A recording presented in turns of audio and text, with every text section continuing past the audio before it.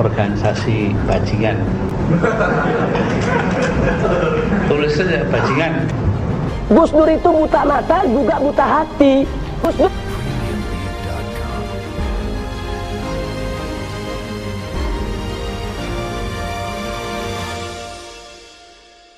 Reuni Akbar 212 dengan tema Akhlak untuk Indonesia Berkah dan Palestina Merdeka telah usai dilaksanakan pada hari Senin, tanggal 2 Desember 2024 di lapangan Monas, Jakarta Pusat. Dalam orasinya, Rizik Syihab menyerukan dukungan kepada Presiden Prabowo Subianto. Mudah-mudahan di era kepemimpinan Presiden bisa mengedepankan ayat suci di atas ayat konstitusi, menjadikan Indonesia berkah. Tentu dukungan ini banyak yang menafsirkan bermacam-macam tendensi dan argumentasi yang macam-macam.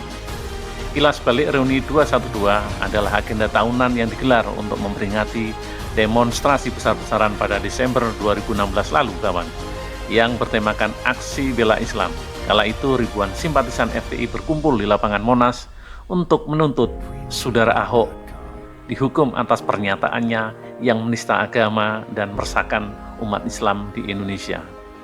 Tuduhan terhadap Ahok melakukan penistaan agama itu berawal saat Ahok mengunjungi Pulau Seribu dengan menyinggung dan menyatakan surat Al-Maidah ayat 51 dengan mengatakan saat sambutannya dampak dari statement tersebut, Ahok akhirnya muncul gerakan-gerakan bawah tanah. Masa ribuan umat Islam muncul di Monumen Nasional Jakarta pada Jumat 2 Desember 2016. Tentu tujuan utama dari aksi kala itu adalah menuntut agar Gubernur DKI Jakarta nonaktif Basuki Cahayapurnama atau Ahok agar dihukum atas tuduhan penistaan agama Islam yang diduga saat itu Ahok cukup kebal dari tuntutan. Diketahui aksi 212 disebut juga Aksi Bela Islam jilid ketiga, lantaran aksi ini merupakan aksi puncak dari dua aksi sebelumnya, yakni Aksi Bela Islam pertama dan kedua yang masing-masing digelar 14 Oktober 2016 dan 4 November 2016. Karena dilaksanakan pada 2 Desember, kali ini disebut 212.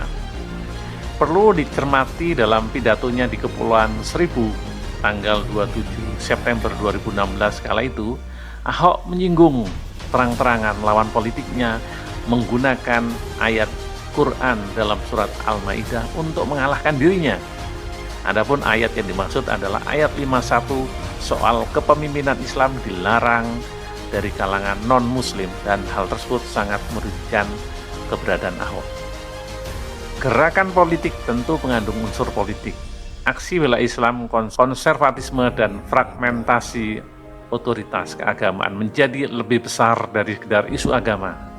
Tentu di dalamnya ada unsur politik, terutama pemilihan kepala daerah DKI Jakarta di mana Ahok menjadi salah satu kandidat kuat. Mereka menuntut Ahok dan dipenjarakan serta berhasil. Majelis Hakim Pengadilan Negeri pada Mei 2017 memvonis Ahok 2 tahun penjara. Ahok dinyatakan bersalah berdasarkan pasal 156A KUHP.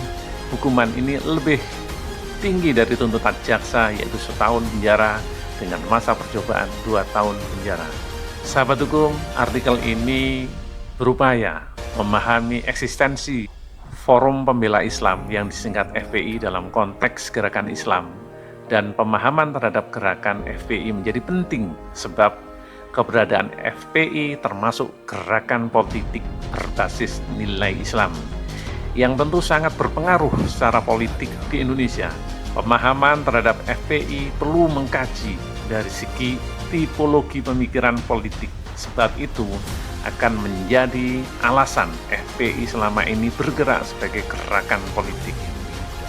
Tipologi pemikiran FPI menjadi hal menarik untuk dikaitkan dengan pembahasan mengenai relasi Islam dengan politik, termasuk kedudukan Islam dalam teori negara, kawan.